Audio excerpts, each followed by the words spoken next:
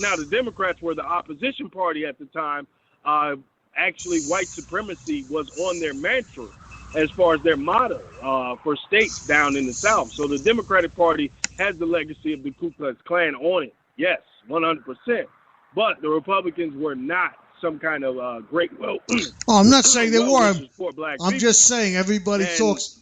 You know, I know. I just want to get this out because I think that record needs to be corrected. And remember, it was 150,000 black soldiers who joined the Union Army during that decisive last 2 years of that war, which helped end it, that won the war. Not a Republican or some white savior complex saying we need to end this. And Lincoln's Emancipation Proclamation, he freed slaves in states where he had no power and didn't free them in states where he did have power. So it's always complicated when we go to these. Oh, I know. I'm just saying in general because the Republicans always say we're the party of Lincoln, you know. Yeah, great sales pitch, but historically doesn't really hold up. When you Lincoln was infamous for wanting to send us to Liberia and saying that he doesn't think black people should be in America and Americans, and we should get them out. That was the Lincoln plan. Yeah. The other thing Mark said before, his father said, what have the Republicans ever done for a Democrat? I mean, for a black person. What have the Democrats ever done for black people? Neither of them have done anything for blacks. No, but any progress black people have made have been because we've been willing to spill our blood in the streets and fill these legislatures with bills and voting blocks and different things that they had to concede on.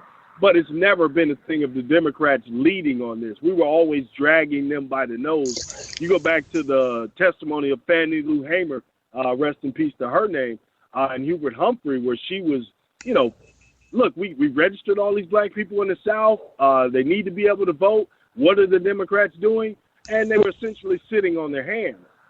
So, yeah, the Democrats, they love to take credit for a lot of things that black people gave up their lives and freedom for, packing the jails, dying, and everything else. And I'm sorry I'm on such a rant with this, but I've been reading a lot lately, so of course. But I think Humphrey had a lot to do with bringing Johnson around, okay? Because when Johnson was a senator, he voted against civil rights, Yep. And I think when if there's one white man who worked his whole life to try to benefit the African American, it was Hubert Humphrey. And Hubert Humphrey should have been president if it wasn't for Johnson's foreign policy in Vietnam and the fact that people identified Hubert Humphrey too much with Johnson. Humphrey might have been president. Yeah, and Johnson was a political, he was a master strategist. He was able to rally up votes easily. He was able to get a consensus among different politicians. He was really good at politics. And Humphrey wasn't. Humphrey was essentially a little more emotional, a little more humane, actually. Yes. Which kind of hurt him in the long run. But, he really had no shot up against that. But, yeah, man, these are complicated things, man. And no matter what, there have been great white people who've advocated for black people. You go to the great John Brown, rest in peace to his name, as I always say to him, like I do for any prophet. Or, you go to the great Mark Twain, who I still say, as I always do, y'all know I'm going to say it, the greatest writer that America has produced, who advocated for he literally told way back when it wasn't popular. He told it like Robert Greene Ingersoll. Yeah. He told it like it was. Yeah. One of the great minds of the globe, man. Mark and Twain. I think, shout out to him. But you see, let's face it, Mark Twain got away with a lot of stuff because, aside from being a writer, part of his, nomenclature is, he was a humorist. So he would say things sort of like today's comedian. You say things and, people laugh or whatever, but they don't give it, they don't stop and think, what exactly is he saying? Okay? there's a lot of truth in humor. You know, I mean that's why back in England, the one who held the most power when it came to the king was the court jester, because the court jester was the conscience of the people. You know, and I wish I could remember, but there was a poem that I used to teach in my English class. Okay, and the king. There was a big gala, and the king asked the jester to amuse the people. So he started out very funny, and then he started to talk about social issues. Okay, and at the end, like one of the last lines is, "Who's the court jester now?" Because the court jester pointed out every flaw that was wrong with the king and with the lords and ladies of the kingdom, and no one had a response. Yeah, man, one of the most powerful weapons of humanity is humor. It Great is. Mark Twain. If voting actually made a difference, the bastards wouldn't allow you to do it. That's Mark Twain. Mm-hmm. Way back when, constructing psychology, humanity, everything else, man. People really need to pour over his work, And and they would gain a lot from it. don't forget one of my favorite lines, also by Twain, was when I was 17. He said, "I was so ashamed of my father. He was a total embarrassment to me." He said, "I didn't want to listen to anything he had to say. But when I turned 21, it was amazing how much knowledge that man had gained in 4 short years." The great Mark Twain, man. Beautiful. And then if you listen to a British poet, oh geez, the tip of my tongue, but he said, "When I was 1 in 20, a wise man said to me, we give pounds and crowns and guineas, but not your heart away. Give pearls away and rubies and keep your fancy free. But I was 1 in 20, no use to talk to me. The heart out of the bosom is never given in vain. 'Tis paid with sighs of plenty and sold for endless rue. And now I'm 2 in 20, and oh, 'tis true, 'tis true." Very good, Mark. Good stuff, man. That's good stuff.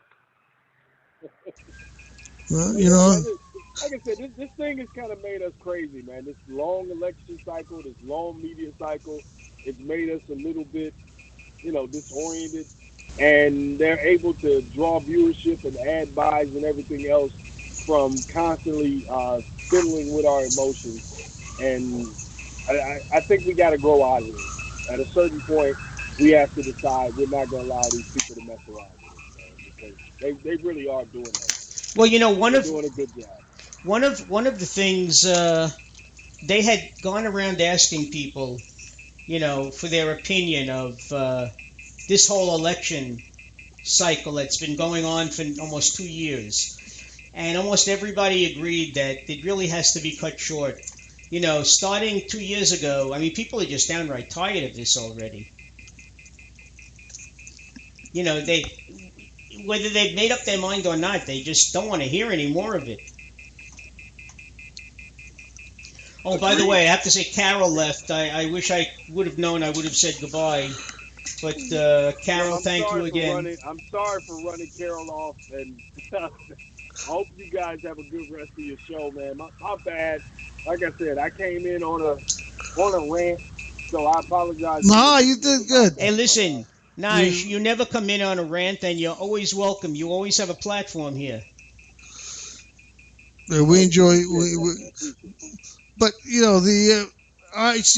to me, I feel that Hillary's so much more evil than Trump is. We know what Trump is. You don't know what Hillary is. Yeah, agree. It's true. Yeah, that's true. No matter how you slice it, that part is true. The only thing I would say to that is the naivete of Trump is a little dangerous. Like I say, when you sit in that big room with all the old foreign policy guys and they give you information, if you don't have a background in that information, they can lead you down the road to really ruin. And that is very dangerous as well. Yeah, Hillary's background and knowing where the bodies are allows her to be able to discern bad information from good information, where Trump is kind of at the discretion of those people, which is kind of dangerous. Well, I think the decisions that Hillary has made are dangerous also. So, agreed. You don't know. But the thing is, being a New Yorker, we know Trump. Trump has a habit when he reads a newspaper and he hears a bad story about somebody getting hurt or has a problem, he donates money to these people anonymously. He donates a lot of money anonymously.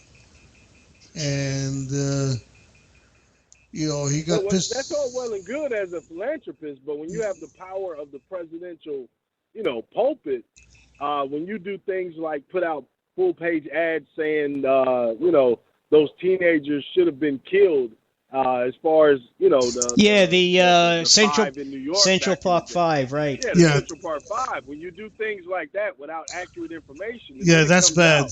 That DNA proves them innocent, and you double down on what you said. That becomes a thing of temperament and judgment. Yeah, it is. I mean, for every knock you can hit Hillary with, you can hit Trump with the same, and that's why, like I said, I'm voting third party. I look at these two parties as a problem, but I understand your sentiment, and your critique of Hillary is well founded. Taking up stuff about it. I'd love to have Bernie go with Stein. He'd get all the millenniums right there, and probably a lot more people right now because of what they've heard. He would have. Well, I mentioned this to Felix before you came on. I said, one of the news shows, cable news shows, did a survey of only millennials, 18 to 34 years old. And Trump got 23 delegates, electoral votes rather, and Hillary Clinton got 482. Now, how many of them, what would it be if it was Bernie and not Hillary? Because I'm still a Bernie fan. I wish it was Bernie. I think he spoke from his heart, and he was sincere in everything that he said. But he seemed to be honest. He seemed to be sincere. But what he proposed would never happen. Well, he didn't have the organization that she had. He didn't have the money that she had, The American people are not willing to pay the taxes that will be involved in doing what he wants to do. Well, it goes beyond taxes, though, because he's talking about reformation of the country. You're talking about taking that money that would go to the Department of Defense and putting it back into the country and changing who we are, getting rid of the idea of empire, a ship in every ocean, a base on every, major country we see as a threat or possible ally. He's talking about basically bringing that money back and investing it here. Now, that's a dangerous thing when you're talking about oligarchs who don't want to change the status quo, who see Bernie as the biggest threat that they could see, which is why they were so quick to donate money to Hillary to get him out of the box, because he was a threat. But it also goes to the millennials who see themselves as college graduates who are having to downgrade as far as employment because the jobs they're qualified for aren't here.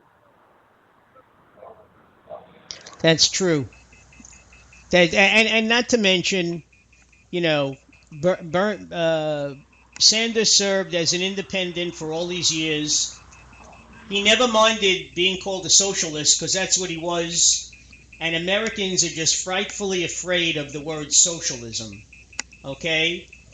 You look at a country like Israel, which is a democratic, socialist country, okay? It works there. Why can't it work here? It's just that they still equate socialism in some way, shape, or form with communism, and they're so afraid. Mark, people will not, in this country, will not